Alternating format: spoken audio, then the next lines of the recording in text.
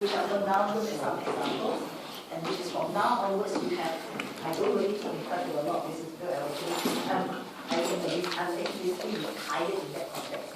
But it doesn't mean that every time I sit there, I don't catch it very quickly. I watch the news, and all I do is everybody in the morning, you must make sure you watch CNN. You must watch everything. At least be mindful of what's happening in the world. Now, so in this context, when I say I'm an informed, you have to become an informed analyst. Even though you may be here, you are mindful of what happens up here. Some of you may be here, but you are mindful of what's happening here. Now, so what does that mean? If I study economics and am analyzing the inflation rate changes, immediately your take will be, or the questions that will raise, or the alarm bells that will raise, what industries will be the most susceptible to this change? You must know it then.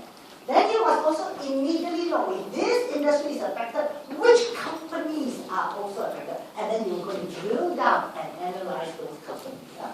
So in essence, I think if you were to look at it, this is basically what the whole analysis world is all about.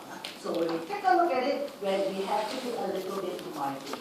Now, I am going to cover a little bit about the financials. It is already covered, but I'm going to cover it from an EBIT perspective. So that when I say EBIT perspective, this is what I want to achieve. Is I take a piece of paper, somebody throws me an account, I can stand there and I can tell a story immediately. This is what you have to do.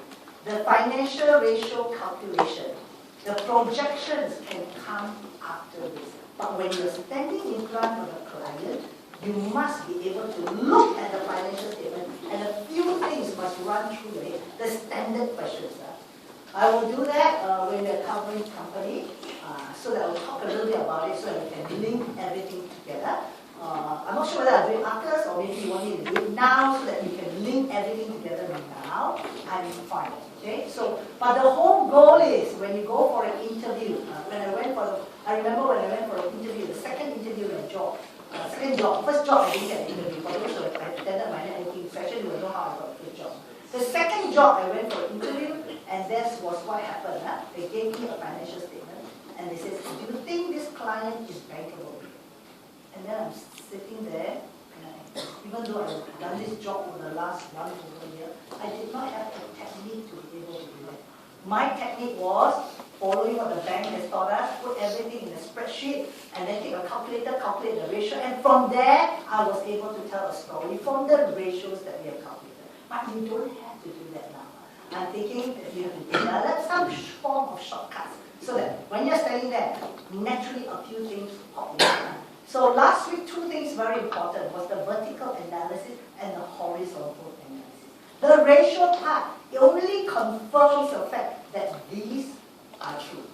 Okay? Now, so in essence, it is something that you may be mindful about to do that. But when I'm looking at the financial statements, I'm actually looking at the non-quantitative.